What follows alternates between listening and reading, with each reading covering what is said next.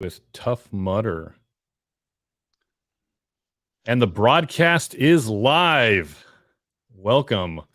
My name is Will Hicks. I am the host of World's Toughest Podcast, where we talk about any obstacle course race you'd like, as long as that's World's Toughest Mudder. And I am talking with Chris Maltby. Chris Maltby is the Tough Mudder Global Director of Product and will be the race director of World's Toughest Mudder 2022. Chris, very excited to talk today. Yes, me too. World's Toughest, the only one worth talking about. World's Toughest, there's lots of races. World's Toughest is by far my favorite race in the sport of obstacle course racing, and it's around the corner. Yeah, less than a month now, I think, or a month to the day, rather. You guys have been working really hard on the race all year long. We have some specific topics we want to jump into, but what kind of jumps out at you as the preparation for this year as we're getting close? Ooh, I mean, we sent this out in a race director email right after we did the site visit over the summer.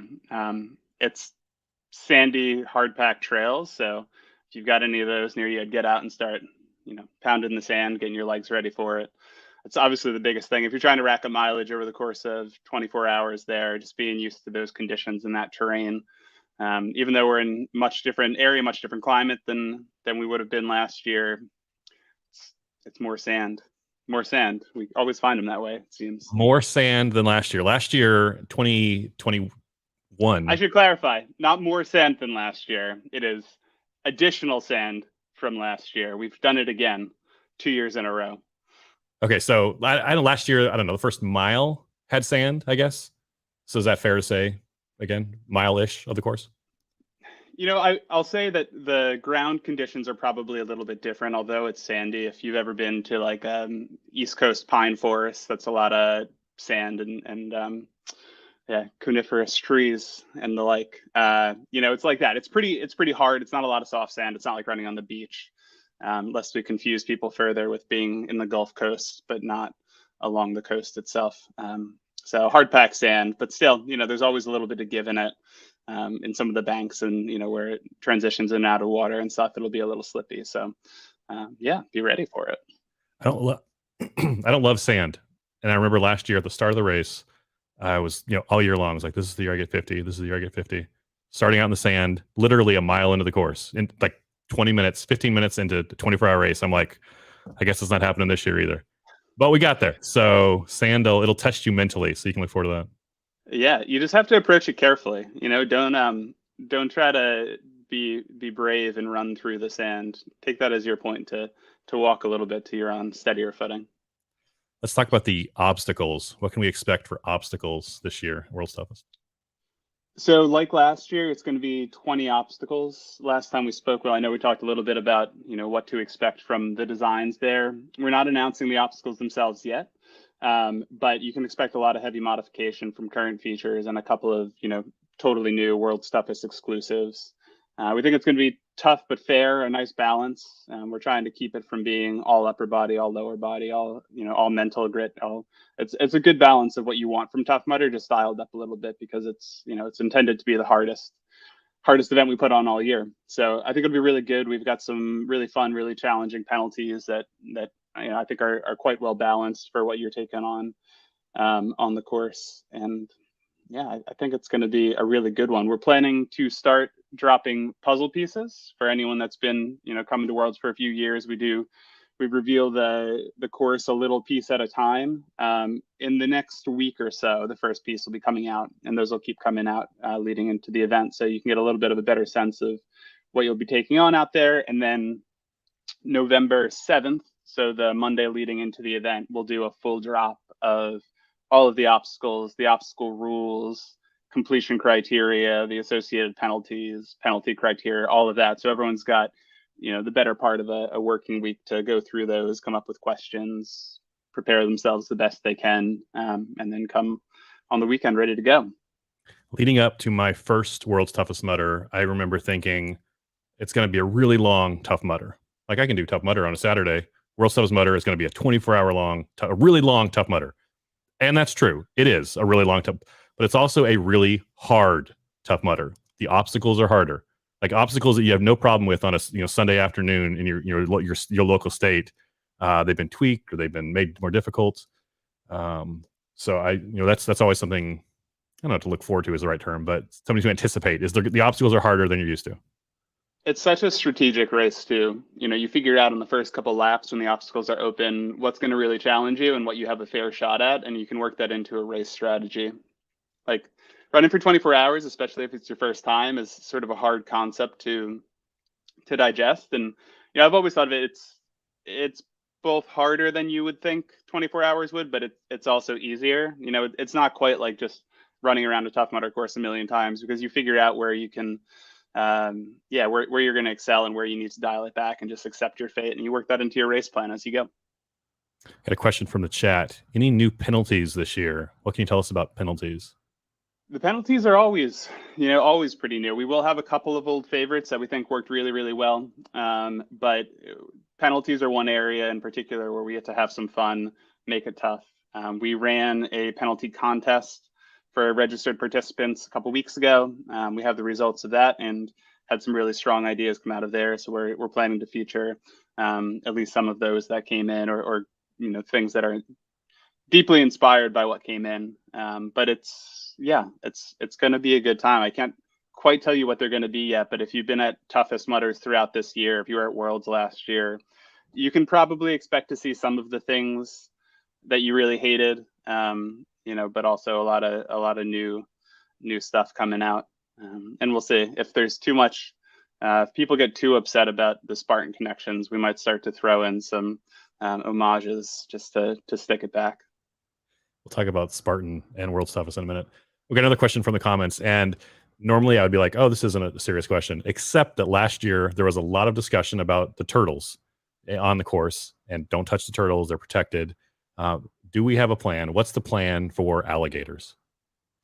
I mean, look, there's always a plan. We seem to get ourselves into a lot of trouble with amphibians and reptiles in general. It was turtles last year. Any of our UK participants coming over have heard about the newt controversies over there. I assume who's asking cares less about the well-being of the alligator and more about their own well-being. So it's standard practice for us. I mean, we don't run people through bodies of water that haven't been checked for that sort of thing. We want the event to be hard, not deadly. So we've had a good look, and we'll have another good look, up leading into the event and over the event weekend. But it's not there's an industry around this in Florida, I should say, and the surrounding areas. So we'll check the pits for you. You know what? This is a true story. I ran Toughest Mudder Whistler a few years ago, and at the start line, they gave all of us bear whistles. So we ran the 8 hours or 12 hours with a little orange whistle, just in case. I don't think anyone ran into one, but you never know. Bears scare me more, but that's just a personal thing. They're sneakier, they blend into the trees. So we feel pretty confident about our alligator plan. Another question from the comments. What is this year's big obstacle? Well, if you were listening, you would know I can't tell you yet, but you'll find out when the event gets closer. But it's going to be big, and it's going to be good. Is it possible to check on Holy Grail or contender status at this point? Yeah, for sure. And we encourage everybody to go have a look there just to make sure. We've checked our list twice, but it never hurts to check it 3 times. So in the email that went out about pit selection, there would have been links in there, but you can also find them on the World's Toughest FAQs. There is a full list of everyone that's qualified for Holy Grail, which means they successfully completed and we're an official finisher at both an Infinity this year and a Toughest event this year. And then for contenders, there's a list of who achieved elite contender status and contender status as well. So go on there and check. That will be very relevant. I know we're going to talk about pit selection in a minute. Will be very relevant for making sure that you're getting access on the appropriate day based on your qualification status. Let's talk about it. How will pit selection work? So an email should have come into everyone's inbox that's currently registered today that sort of lays out the process, but it's similar to last year. So all of the pit spaces are loaded up into our booking system, and there's tiered selection based on if you're an elite contender, a contender, if you are going for the Holy Grail, and then there's open selection as well. And there's a couple days between each of those. So you'll get an email in the day at the time that was specified in this email that went out that'll open it up for you. You go in with your code, You pull up the pit map, you pick your space, then it's booked for you. It's a nice system for anyone that remembers the olden days when it was like a mad rush to get the best pit space right when it opened to everybody at the same time. You knock it out in advance, and when you come to check in on Friday, it should be smooth going. Got a couple questions from the comments about water. Will there be a giant slide? How much swimming will be involved?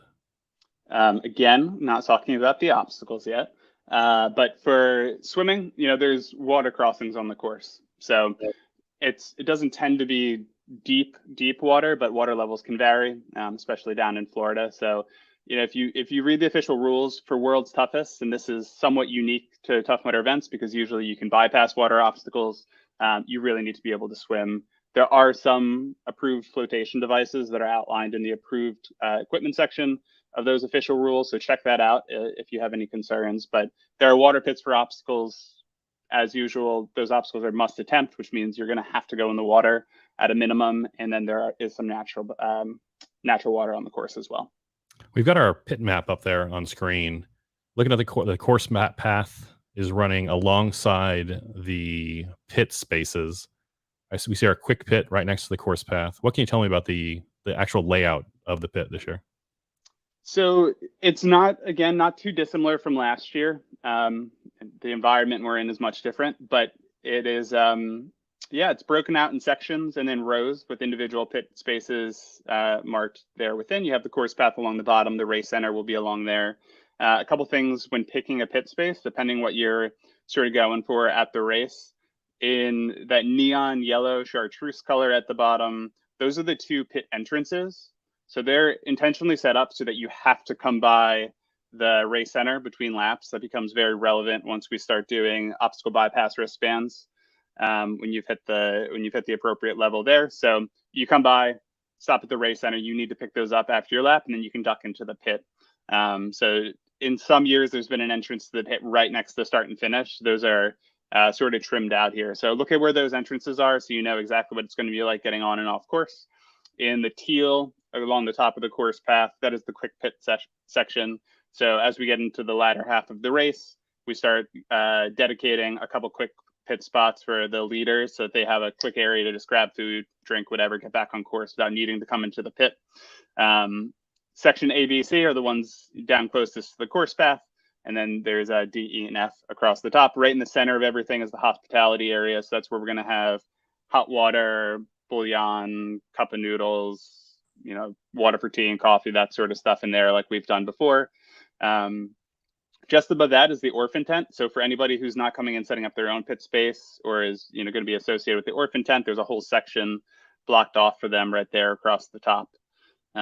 So it's all sort of laid out there, toilets on either end, and then on the top right hand side there is an arrow that points towards registration and parking, so you know where you'll be loading in from. So when I select my pit spot, obviously closer to the course is better, but I think the most important thing is that it's easy to identify where you're at, because you don't want to wander back. Like even if it's in the back, okay, you're in the back. But if you're on like a corner or some easily identifiable, or if you bring some Christmas lights or something to make your tent, your area easily identifiable, it'll save you time over the race. And it totally depends what you're going for. If the years I was really going to rack up mileage and trying to contend, something along one of the lanes is almost better. You could technically be closer to the course path itself. But if you're far from a lane, you're not going to be able to cut through everyone else's tent to get right out there. So you want to pay attention to where the aisles are, where the rows are, and you actually map out your path to get back on the course. Similarly, if you're not going for sort of max mileage, it's actually kind of nicer to be a little further back. If you think you're going to rest overnight, you don't want to be right along that course path where there's the race center running. People are coming in and like ripping in and out. If you're going to come hang out with your pit crew, if you're on a team, there's a couple of reasons you might want to just be tucked back a little bit or closer to hospitality or closer to the bathrooms. So, I would definitely pick based on, your own goals for the race. That's a great point. We tend to think of like, oh, I got to get as many miles as possible. How can I get the most? Some people there to enjoy the atmosphere. It's fun. It's really fun hanging out in the pit area. Now it'll cost you miles, but it's a cool environment, and it's fun hanging out in the pit area, and it's a great weekend if you're not trying to get miles. Now, if you're trying to get miles, then you have totally different priorities. But yeah, you're right. Yeah. And be realistic about what your actual race strategy is. It's just like running a triathlon, right? When you're looking at sort of your transition time in those transition areas, you could lose a lot more time doing a lot sillier things than going to your pit and back a couple times. And if you're bringing in a pit crew, there was years when I don't think I went to my pit spot at all. You have someone come down, you meet them along the aisle, they hand you a quick, bite of food or water, and then you get back out on course. So, yeah, there's a couple different ways to approach it. Will any of World's Toughest be streamed live? If so, where? I don't know, Will. Would you like to tell the audience? I would love to talk about this. So the OCR report, is going to stream 24 hours plus. The race starts at noon. Obviously, we're going to do some pregame, and then we're going to do the race ends an hour and a half after the 24-hour time. So we're going to be streaming the entirety of the event from start to finish, and before the start and after the finish, at Tough Mudder's YouTube page. So Tough Mudder Facebook, Tough Mudder YouTube. Tune in all day and all night long. The plan right now is every hour on the hour, we're going to go to the desk, and we'll have updates, race updates, who's leading, who's winning. Are there any big surprises? And then, maybe 15, 20 minutes every hour on the hour, like, so you can check in. Like if you're at home doing your thing over the weekend, hey, it's almost 6 o'clock. I want to see what's going on. Tune in every hour on the hour. The rest of each hour will be out on the course. Maybe we're at an obstacle. Maybe we're following an elite contender. Maybe we're just, talking to random people from the community. Maybe we're wandering through the pit area, just seeing how everyone's doing. But we're very excited at the OCR report to be working with Tough Mudder to stream World's Toughest 2022, YouTube and Facebook. It's going to be great. Can you wear a fitness watch on course? Ask the comments. You may. A watch in general is a good idea, so you can track where you're at against your goals throughout. My recommendation, although you can do what you want with your equipment, make sure it's waterproof and can hold up to the course. If it goes to the bottom of a pit, much like a GoPro, that is where it meets its watery doom. You can, as outlined in the rules, if your watch is giving you a different mileage reading, we don't use personal equipment as valid confirmation of course mileage. So you can wear it, you can track your steps, you can track your time, you can do what you'd like in that regard, but we independently verify the length of the course lap, so you just can't use it for that. Last year was the first year I ran with a watch the whole time, and it was great. Afterwards, you can look at your course, and it's overlaid. Every time you do it's basically the same every single time, except there's where I went to the bathroom, and there's where I grab some food, and so it's kind of fun to watch or look at afterwards. Yeah, it's also depending, some years, I won't comment on this year yet, but some years there has been a decent amount of penalty mileage you could take. If you ever want to really break your heart, you can go and see how you crossed the mileage threshold that doesn't count towards your official course mileage because you just kept hitting the same long penalty over and over again. So you finished with 70 miles, but you ran 77. Yeah, that'd be tough. Yeah. Are there any details you can give about the hospitality tent? The comments ask. Hospitality will be similar to last year if you were out in Laughlin. So there's basic, hospitality items in there, but highly recommend you come prepared with your own nutrition strategy. There will be water, there'll be hot water, there'll be bouillon cubes, there'll be hot chocolate packets. We'll do essentials like s'mores overnight, that sort of stuff. So there'll be some stuff there. I would view it as incremental to your, your nutrition and hydration strategy. But, we try to keep it relatively well stocked. It'll be similar to last year, similar to the toughest events we had this year. Will there be a hot lap on Friday? There will be a hot lap on Friday. So 2 notes on Friday. There will be a hot lap.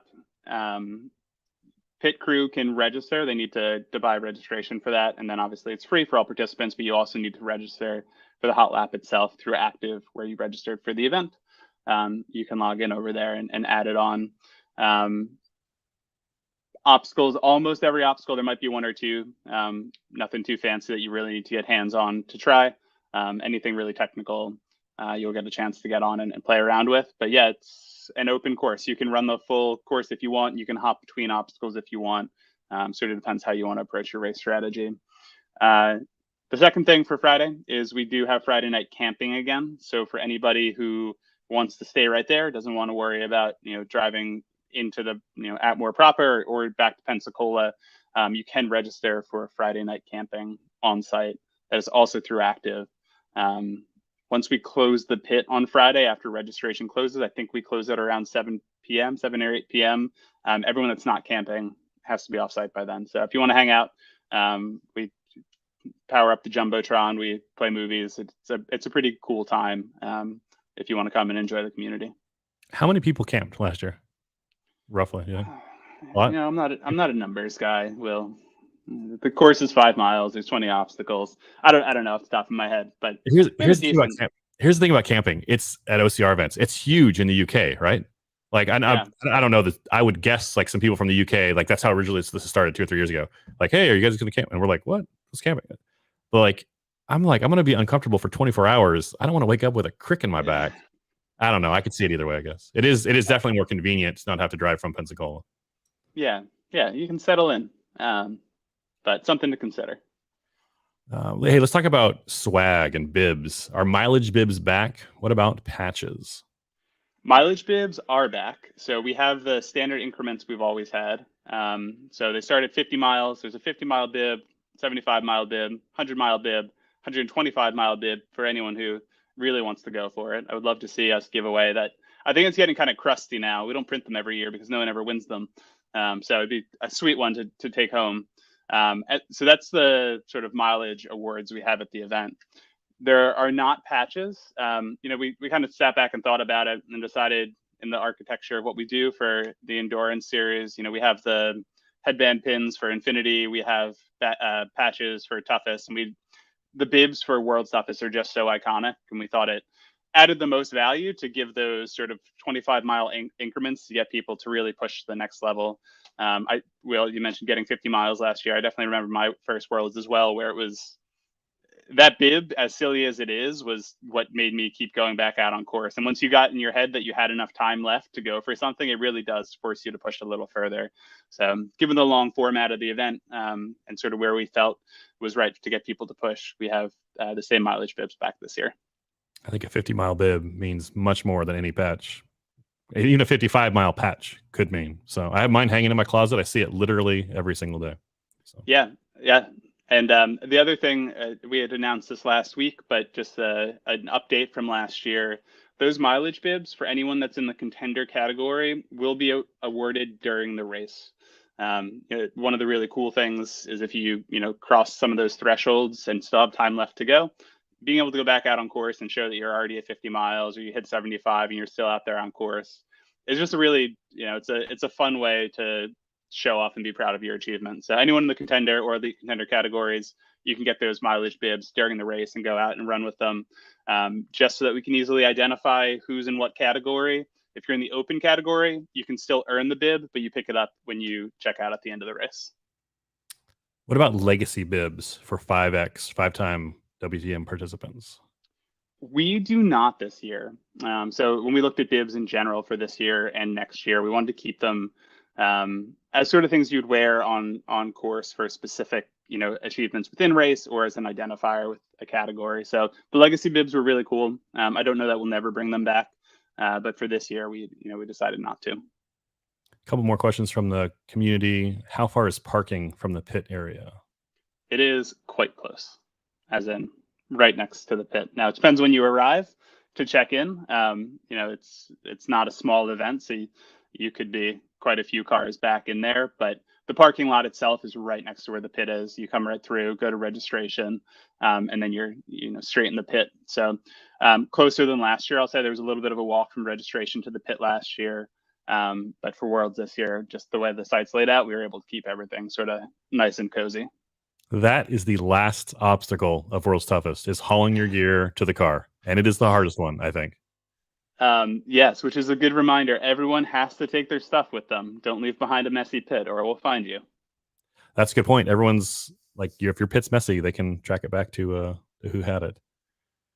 Will there be a second earlier race briefing on Friday?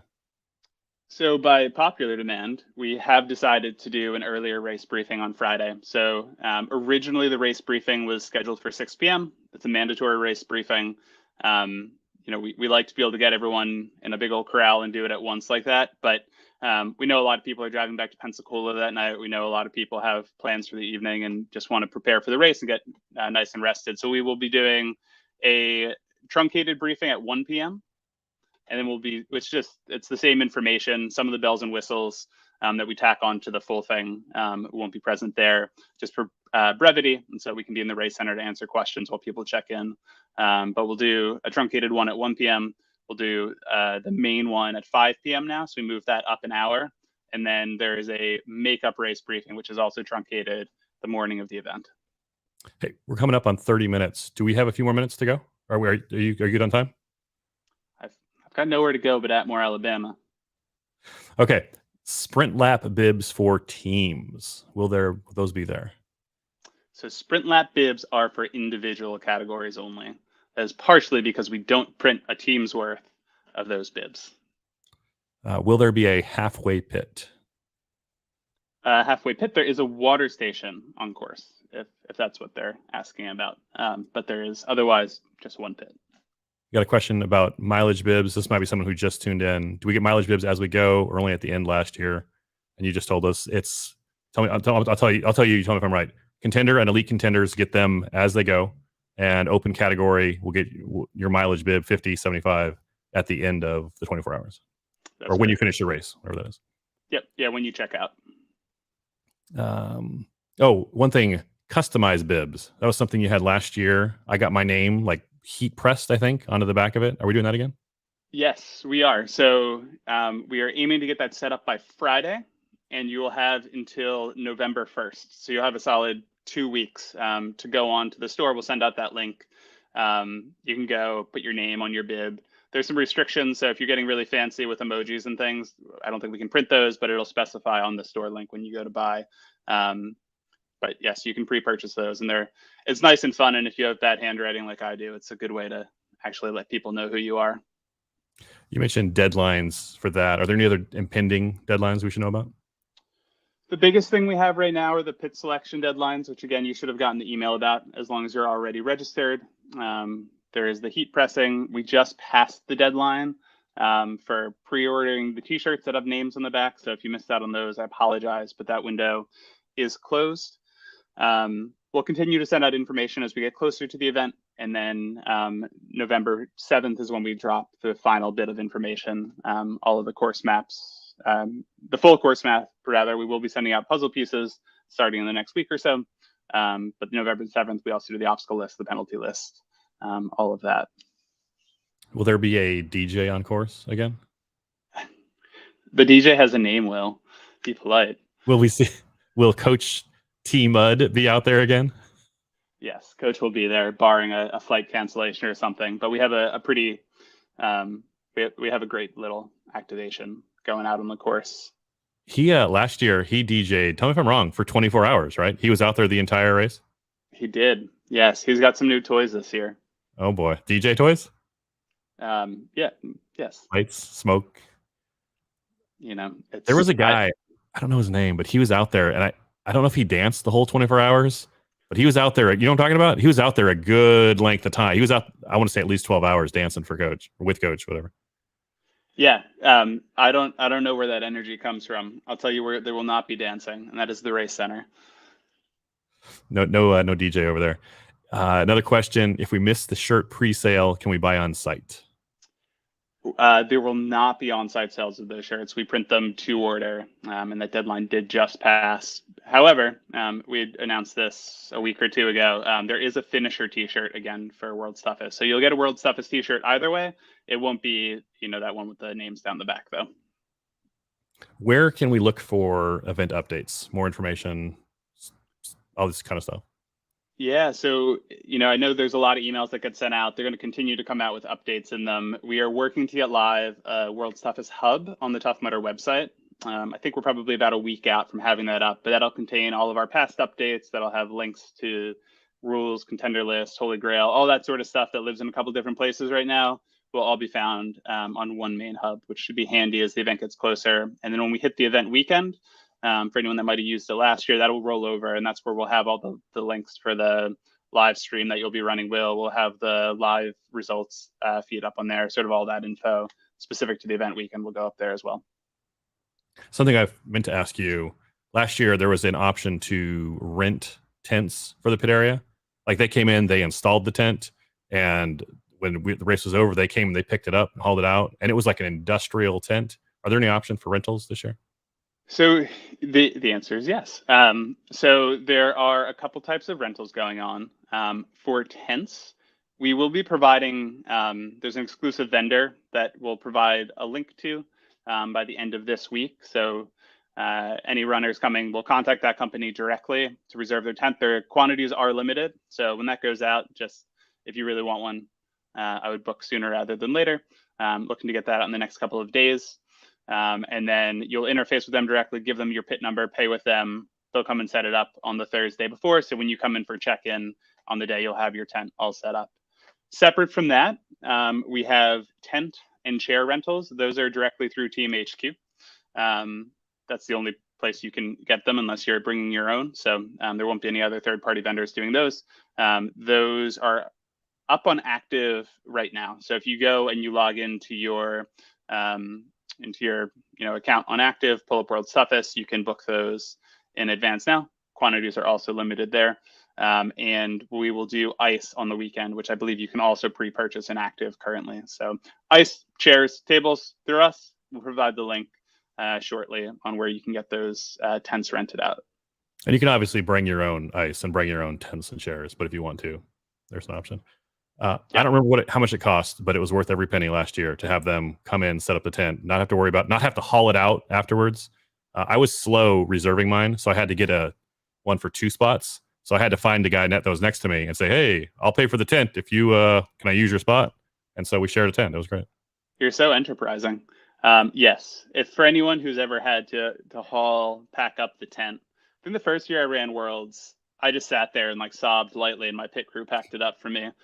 Which was really quite nice of them. And the year of the windstorm in 2014 at Lake Las Vegas, the tent was broken and I still had to pack it up and take it with me to be a good Samaritan. So it is nice to have it be someone else's problem.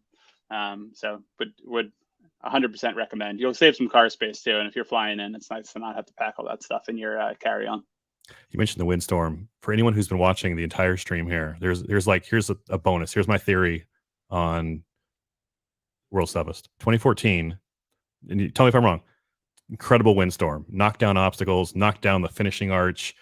People thought the race was going to be canceled or suspended.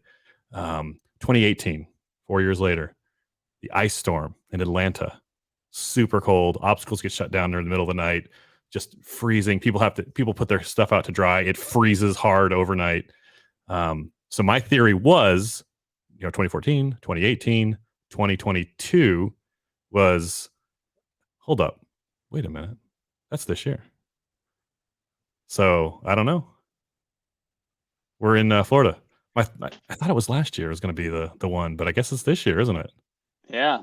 Well, nothing happened. Last year was mild. Last year was great, perfect weather. Yeah, best weather I've ever had. Mm-hmm. Anyway, so we'll see what are the odds. Yeah, I don't know if it's we're in Florida or ish hurricane. I don't know. I don't want to speak spiders, but who knows? Alligators. Has anything changed with the weekend schedule? What does the run of show look like? The biggest change was the addition of that race briefing on Friday, but just a high level for anyone who hasn't followed along. The registration check-in opens on Friday morning. I think it's at 8 a.m. That'll run until 5 p.m. that day. You can come on a rolling basis. Like we said, since you already have your pit space reserved, you don't need to rush in. At any specific point, just make sure you come within that window. Set up your pit, come to the 1 p.m. or the 5 p.m. race briefing.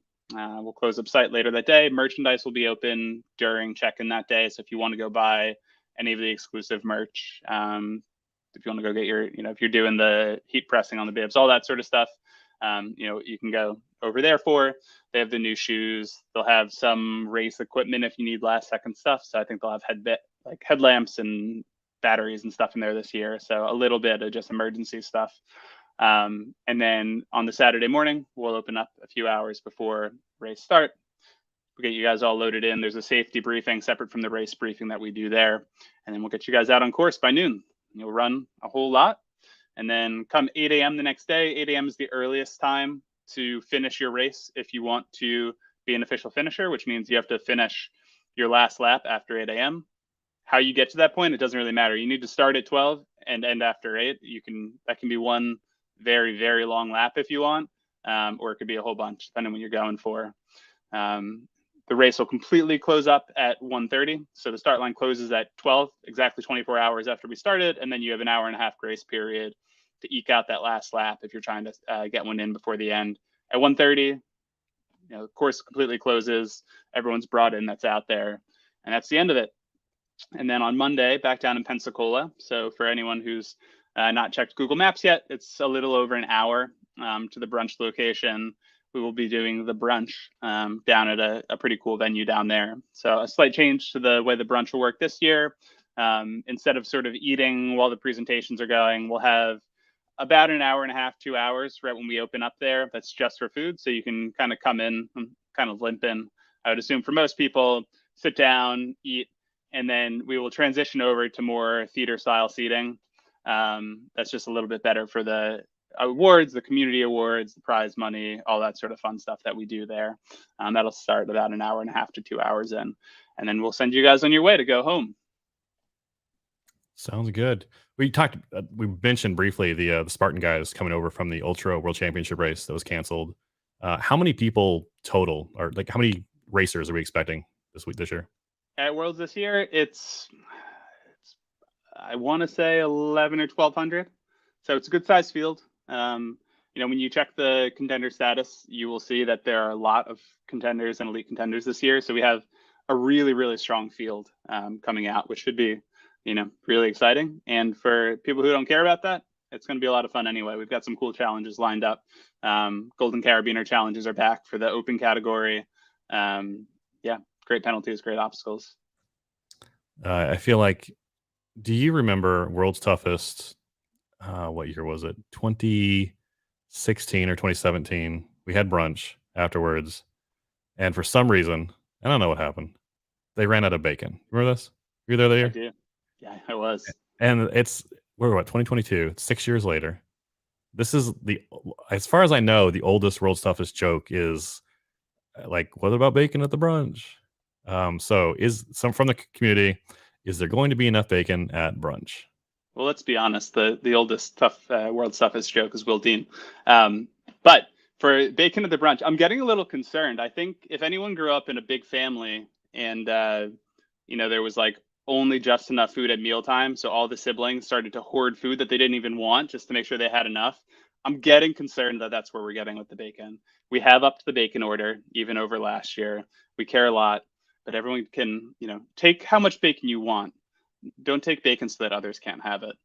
And by decree from Giles, our loving CEO from across the pond, there will be two types of bacon because American, aka streaky bacon, is a contentious topic. I went to Europe a couple years ago. You get breakfast, and you get eggs and you get toast. That's pretty much the same. And you get bacon, and they serve you like, if you just ask for bacon, they serve you like a slab of ham. You're like, what am I supposed to do with this? Like this. I don't want to, wouldn't do to put out an opinion on the internet that could come back to bite me. But oh well, I will. There's a lot of great foods in the UK.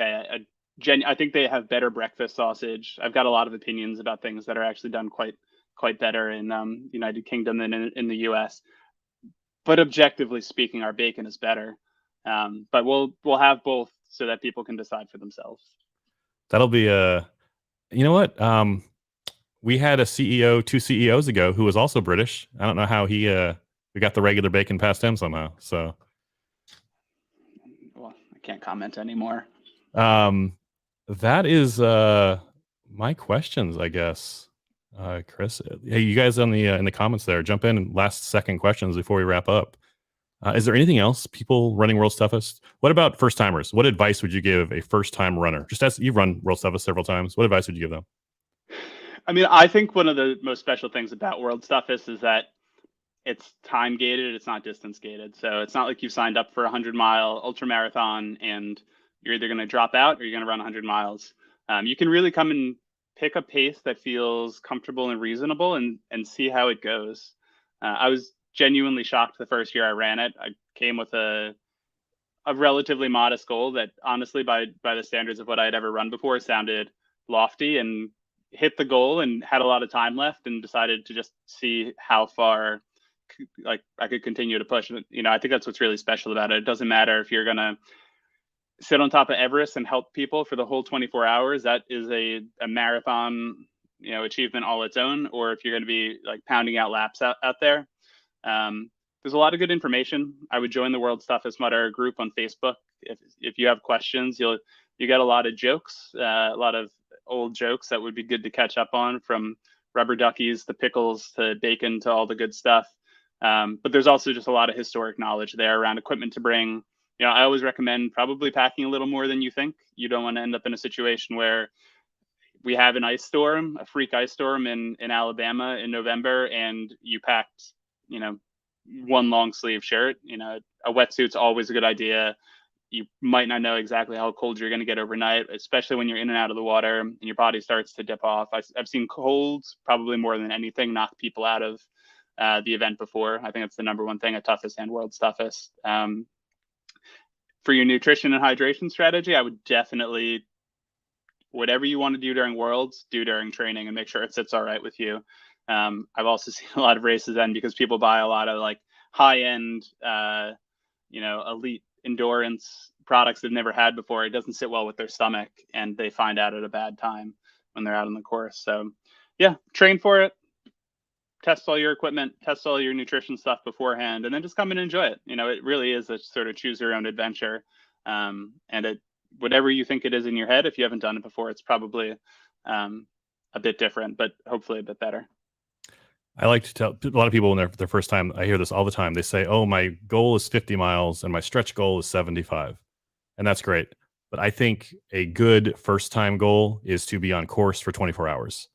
Like, that mileage is awesome, and you want to keep piling up the mileage. But if you make your goal, your primary goal, your first goal, if you're out there for 24 hours, you've got a good shot at 50 miles. Keep your pit stop short, you've got a shot.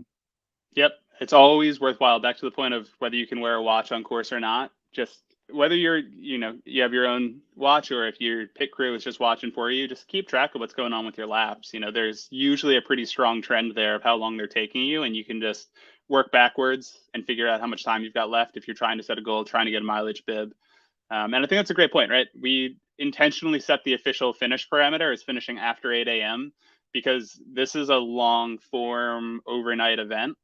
You could run 50 miles, finish at midnight, not go back out, and you wouldn't be an official finisher of the event. And that's intentional on our part. You know, that's not because running 50 miles alone isn't an incredible achievement, but this is about being out there, taking this thing on, being able to stick with it. You know, obstacles open and close throughout the event. There's a lot that changes. Being out there to experience it is, you know, the most important part of finishing the event. Got one more question from the comment packing list. A lot of people don't know there's only a couple officially required pieces of equipment.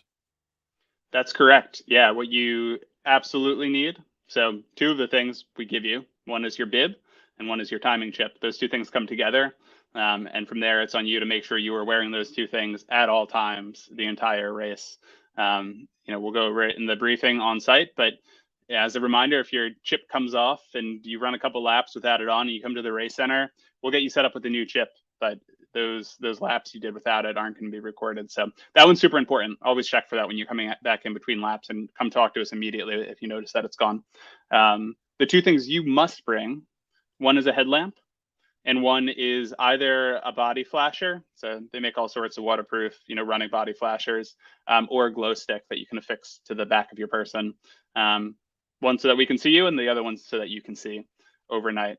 If you don't have those 2 things, like I said, merch will be selling headlamps, so you can go there, but I highly recommend coming with your own, just in case they sell out or anything else. If you don't have those 2, you're going to have to sit in the pit overnight.